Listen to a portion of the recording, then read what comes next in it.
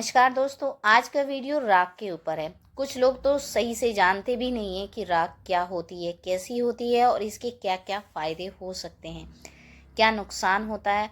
लोग तो ये भी मानते हैं कि राख नुकसानदेही होती है, लेकिन नुकसानदेही कब होती है, कैसे होती है, मैं आपको बताऊं। अगर किसी चीज़ का हम कम इस्तेमाल करेंगे तो वो नुकसान देगी ही नहीं। फ़ायदा तो नज़र आएगा नहीं, ज़्यादा करेंगे तो नुकसान तुरंत नज़र आ जाएगा। अब समझने वाली बात यह है कि जब कोई चीज़ पौधे को देते हैं तो नुकसान हो जाता है, तो समझना ये भी तो चाहिए कि जो चीज़ नुकसान दे रही है वो फ़ायदा भी तो दे सकती है। राख के बारे में इस्तेमाल करने से पहले ये जानना ज़रूरी है कि ये बनती कैसे है, किस चीज़ से बनती है और कौन सी राख हम यूज़ में ले सकते हैं। दोस्तों, ये बात मैं ही नहीं बता रही हूँ, बल्कि हज़ारों सालों से लोग इस राख का इस्तेमाल करते आ रहे हैं। बस ज़रूरत है तो ये जानने की कि कैसे, कब और कितना इस्तेमाल कहाँ कर सकते हैं, किन किन चीज़ों के साथ मिलाकर इसे यूज़ में ले सकते हैं। राख में दरअसल ऐसी क्या चीज़ होती है जो फ़ायदा करती है। कम देंगे तो नुकसान कम देती है, लेकिन अगर ज़्यादा दे देंगे, इसकी ज़्यादा मात्रा हो जाएगी तो ये बहुत ज़्यादा नुकसानदेही होती है। तो इसी राख के बारे में आज मैं आपको इस वीडियो में इंफॉर्मेशन देने वाली हूँ। राख एक ऐसी चीज़ है जो अगर आप गार्डनिंग करते हैं, छत पे करते हैं या फिर टेरेस पे करते हैं या फिर अपनी बालकनी में करते हैं, छोटा बड़ा जैसा भी आपका गार्डन है, ये राख आपके लिए बहुत फ़ायदा करेगी। दोस्तों, जैसे कि आजकल ठंडी का मौसम तो चल ही रहा है, घर घर में आग जलाई जाती है हाथ तापने के लिए या पानी गर्म करने के लिए। यहाँ मेरे साथ भी कुछ ऐसा ही हुआ था। मैंने ये तब बनाया, मैंने राइस को कार्बोनाइज्ड किया था, तब मैंने ये राख अपनी स्टोर करके रखी थी। इसे बनाना बहुत ही आसान है।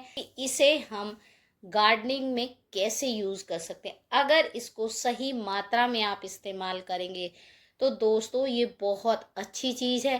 पहली चीज़ तो ये कि एक आपके पास ये बहुत ही सस्ता उपाय है। दूसरी चीज़ ये है, इसमें बहुत सारे पोषक तत्व होते हैं। तीसरी चीज़ क्या है कि ये बहुत ही पावरफुल होती है।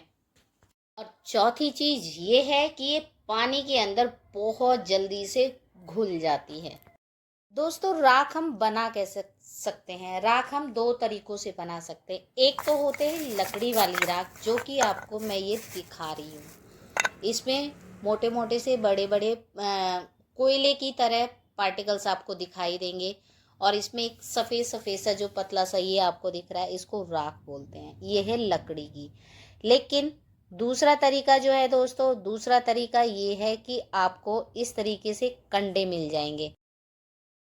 कहीं पर इन्हें कंडे बोलते हैं, कहीं पर उपले बोलते हैं, कहीं पे गोबर की पाती भी बोलते हैं। तो इसे कई नामों से भी जाना जाता है। आप गांव में जाते होंगे, देखा होगा किसी किसी के पास तो बहुत सारा जो होता है गांव में, काफ़ी अच्छी मात्रा में ये स्टोर हो जाते हैं। इन्हें जो है घर के ईंधन के रूप में इस्तेमाल किया जाता है। अगर आपके पास ये नहीं है तो आजकल तो ये ऑनलाइन भी आपको ईजीली मिल जाएंगे। तो इस तरीके से आपको कंडे लेने हैं और कंडे लेने के बाद आपको कुछ भी नहीं करना है। बस उपले की राख बनाने के लिए कोई टेंशन नहीं होती है।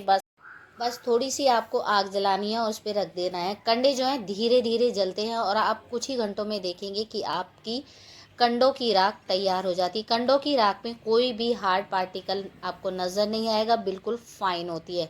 लेकिन एक बात और मैं बता दूं आपको, कंडों की राख से बहुत ज़्यादा बेहतर होती है लकड़ी की राख। अगर कंडे की राख नहीं मिलती है तो आप लकड़ी की राख को घर में ही बना लीजिए, वो ही ज़्यादा फ़ायदा करती है आपके पौधों पर। लकड़ी की राख बनाते वक्त ऐसी लकड़ी का चुनाव बिल्कुल भी नहीं करना है। जैसे कि मैं ये आपको दिखा रही हूँ, इन पर कोई भी ना तो डाई है, ना पेंट है और ना ही किसी तरह का प्राइमर हो रहा है। एकदम से साफ और बिना पेंट वाली लकड़ी लेनी है, सिंपल सी। क्योंकि जो हम पेंट वाली लकड़ी लेते हैं उसमें बहुत सारे हार्मफुल केमिकल्स होते हैं जो आपके पौधे को नुकसान दे सकते हैं। अब मैं आपको बता देती हूँ कि लकड़ी की राख में दरअसल पाया क्या जाता है। लकड़ी की राख में भरपूर मात्रा में पोटेशियम, कैल्शियम, फास्फोरस, मैग्नीशियम यहाँ तक कि बोरोन, तांबा, मॉलिब्डेनम, सल्फर, जस्ता, बहुत सारे इसमें ऐसे न्यूट्रिएंट होते हैं जो हमारे पौधे के लिए बहुत ही अच्छे होते हैं। पूरी सही तरीके से मैं आपको बताऊं तो ये हमारे पौधों के लिए एक जो पौधों को ज़रूरत होती है उन ज़रूरतों को पूरा करती है। राख में भरपूर मात्रा में कैल्शियम, पोटेशियम पाया जाता है जो पौधे की ग्रोथ के लिए बहुत अच्छा होता है। फास्फोरस और मैग्नीशियम की मात्रा इसमें होती है लेकिन वो काफ़ी कम होती है, जबकि फास्फोरस, मैग्नीशियम, जिंक और कॉपर जैसे इसमें बहुत छोटे छोटे से तत्व मौजूद होते हैं। लकड़ी की राख में कैल्शियम के महत्वपूर्ण मात्रा होती है। जब हमारी जो मिट्टी होती है वो अम्लीय होती है, मिट्टी के पीएच को ठीक करती है। मिट्टी के पीएच को ठीक करने के लिए राख बहुत ही बेस्ट है। राख पौधों को पोषक तत्व देती है, कम लागत वाली चीज है। राख एक घुलनशील और प्रतिक्रियाशील होती है, यानी जल्दी से जल्दी असर करती है। इंतजार की जरूरत नहीं है, पानी के साथ मिलाएं और पौधों में दे दें। लेकिन एक बात जरूर ध्यान रखिएगा, जब आपकी मिट्टी का पीएच कम हो तभी राख का इस्तेमाल करना है, नहीं तो आपका राख का इस्तेमाल करना बिल्कुल भी ठीक नहीं रहेगा। अगर आपने ये ज़्यादा मात्रा में अपने पौधों को दे दिया तो ये आपके पौधों को जला भी सकती है। दूसरा पॉइंट, अगर आपने बीज ग्रो किए हैं तो उसमें भी आप राख का इस्तेमाल नहीं करेंगे। रीज़न ये है कि नमक की मात्रा राख में होने की वजह से जो बीज अंकुरित होते हैं उन पर नकारात्मक प्रभाव पड़ता है, जिससे बीज खराब हो सकते हैं। राख को इस्तेमाल करने से पहले मिट्टी के पीएच को जानना बहुत ज़रूरी है। राख का इस्तेमाल तभी करें जब मिट्टी का पीएच कम हो। राख का उपयोग मिट्टी के पीएच को मेंटेन करने के लिए, मिट्टी के पीएच को सुधारने के लिए किया जाता है। पीएच की जानकारी ना होने की वजह से आप लकड़ी की राख का पौधों में इस्तेमाल नहीं करेंगे, इसका उल्टा असर आपके पौधे पर पड़ेगा, क्योंकि राख जो होती है मिट्टी को एसिडिक बना देती है, बहुत ज़्यादा क्षारीय बना देती है, जो कि आपके पौधे के लिए बहुत नुकसान दे सकती है। राख एक बहुत अच्छा रिच सोर्स है, इसमें बहुत सारे न्यूट्रिएंट और मिनरल्स होते हैं। अब मैं आपको बताती हूँ कि लकड़ी की राख का इस्तेमाल हम किस तरह से करते हैं। आपको 4 पॉइंट बताऊंगी, मैं 4 तरीके बताऊंगी कि लकड़ी की राख को हम पौधों पर कैसे इस्तेमाल कर सकते हैं। जब इस तरह से लकड़ी पूरी जल जाए तो उसको पूरी तरीके से ठंडा होने दीजिए और इसको स्टोर करके रखिए। डायरेक्टली आपको अप्लाई नहीं करना है, कुछ समय के लिए आपको इसको रखना होगा। राख के इस्तेमाल करने का पहला तरीका, इस्तेमाल करने का सबसे आसान और सीधा तरीका, इस तरह से राख लें और पौधे पर छिड़काव करें। पौधे की पत्तियों पर आपको राख का छिड़काव करना है। इससे जो पौधों पर, पत्तों या कलियों पर कीड़े लगे हैं वो हट जाएंगे। कीट पतंगे जो पत्तों पर अंडे दे देते हैं वो भी पूरे तरीके से खत्म हो जाएंगे।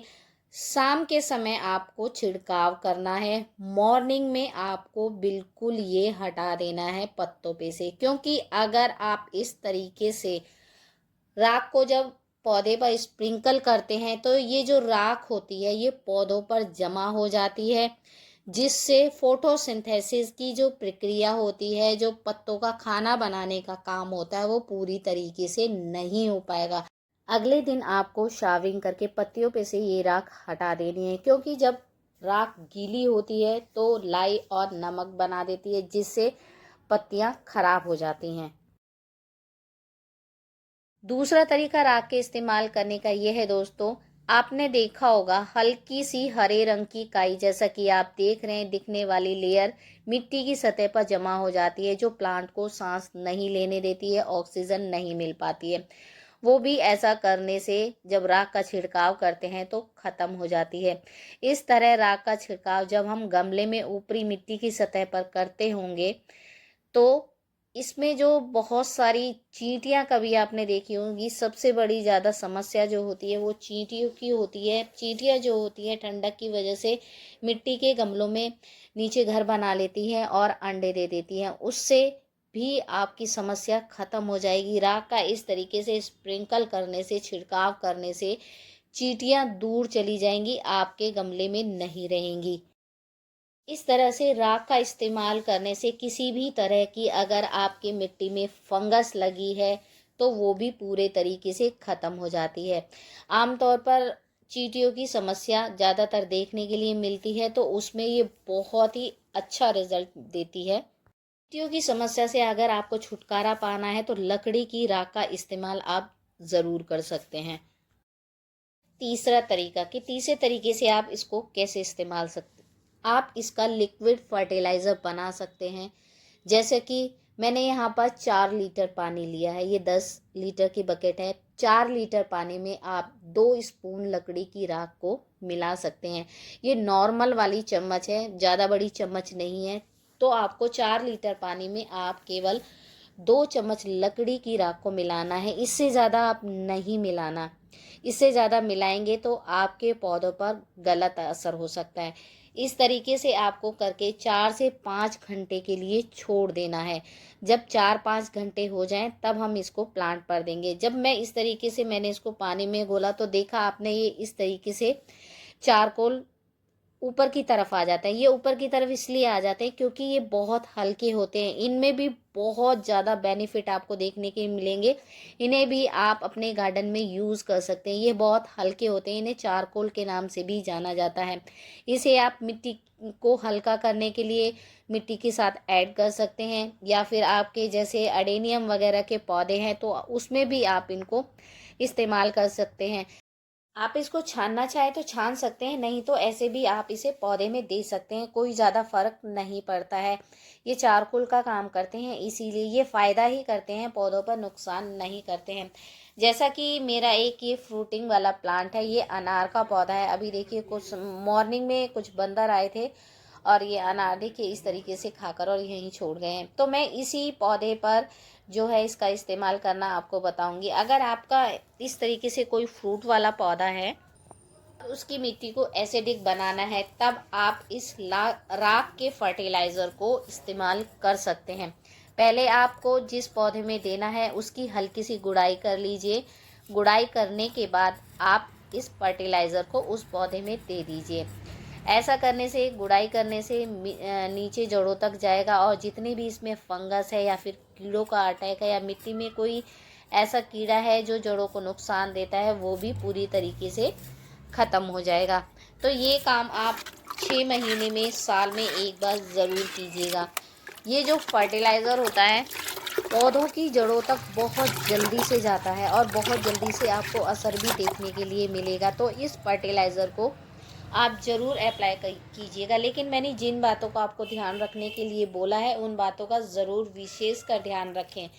तो इस तरीके से आप जिस गमले की मिट्टी में आपको देना है इस फर्टिलाइज़र को दे सकते हैं। लिक्विड फर्टिलाइज़र राख का बनाकर जल्दी जल्दी पौधों में नहीं देना है, जैसा कि मैं आपको पहले ही बता चुकी हूँ। अब बात आती है चौथे तरीके की। चौथे तरीके से हम किस तरीके से दे सकते हैं। मान लीजिए आप का शेड्यूल है, आप हर 6 महीने में या 3 महीने में पौधे को कंपोस्ट देते हैं, तो उस समय आप कंपोस्ट में लकड़ी की राख को मिला दीजिए और तब अपने पौधे में दे दीजिए। इससे ना तो आपको बीच में लिक्विड फर्टिलाइज़र देने की ज़रूरत होगी, क्योंकि पहले ही जब आप कंपोस्ट में ऐड कर देंगे तो ये काफ़ी अच्छा फ़ायदा करेगी। इसे आप वर्मी कंपोस्ट हो, काऊ डंग कंपोस्ट हो या और भी कोई खाद हो तो आप उसमें मिलाकर इसे पौधों की मिट्टी में दे सकते हैं।